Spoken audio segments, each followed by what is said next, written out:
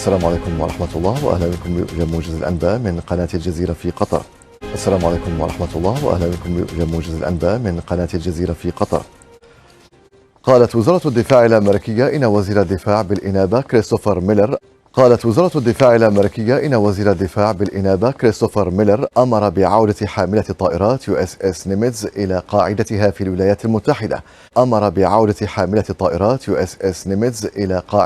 الولايات المتحدة. وكانت شبكة CNN نقلت عن مسؤولين في البنتاغون أن الهدف من الخطوة هو خفض التوتر مع إيران، وأن هناك انقسامات داخل البنتاغون بشأن مستوى التهديد الحالي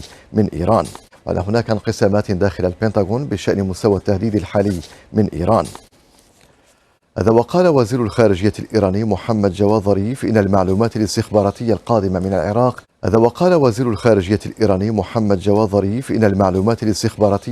من العراق تشير إلى وجود مؤامرة لخلق ذريعة للحرب.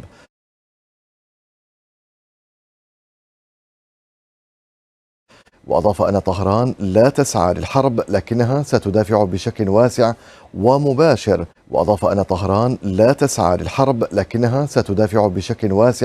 ومباشر عن أمنها وشعبها ومصالحها الحيوية. وقال ظريف إن على ترامب توظيف المليارات في مكافحة كورونا بدلا من صرفها على إرسال طائرات ب 52 إلى المنطقة.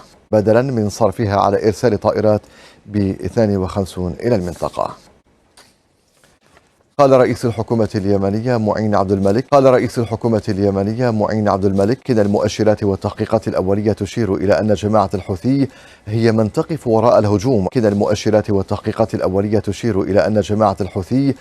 من تقف وراء الهجوم الذي استهدف قاعدة مطار عدن أول أمس لحظة وصول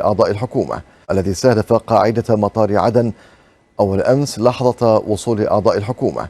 وجاءت تصريحات عبد الملك خلال أول اجتماع للحكومة الجديدة في مدينة عدن منذ تشكيلها.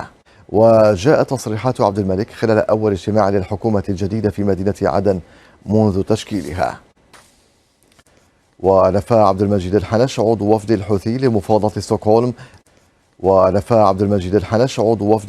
لمفاوضات ستوكهولم أي علاقة للحوثيين بالهجوم الذي استهدف مطار عدن لحظة وصول طائرة الحكومة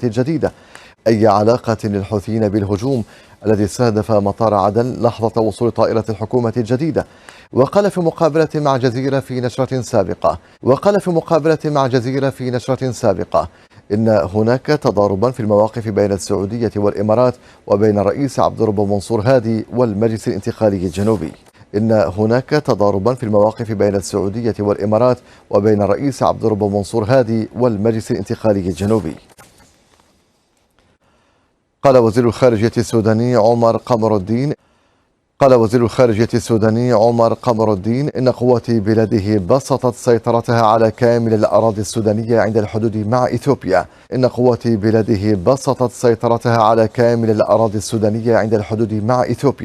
وأضاف أن أديس أبابا لم تعترض رسميا على الحدود مع السودان،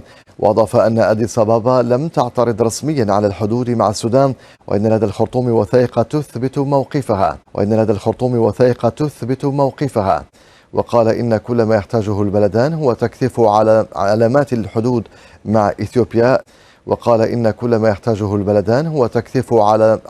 الحدود مع إثيوبيا لا ترسيمها كما يتداول في الإعلام.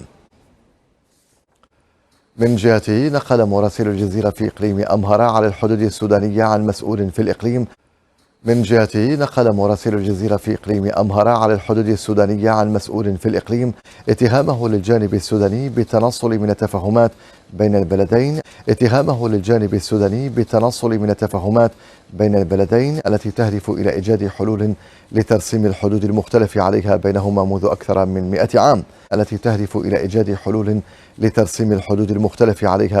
منذ أكثر من 100 عام. وأكد المسؤول الإثيوبي أن استخدام القوة لن يحل الخلاف الحدودي بين الدولتين. وأكد المسؤول الإثيوبي أن استخدام القوة لن يحل الخلاف الحدودي بين الدولتين. كما أفاد مراسل الجزيرة أن الحدود الإثيوبية السودانية تشهد هدوءا مشوبا بالحذر على طول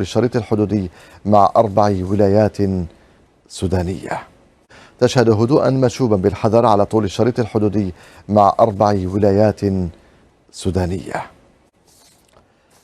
نهاية الموجز للقاء بحول الله.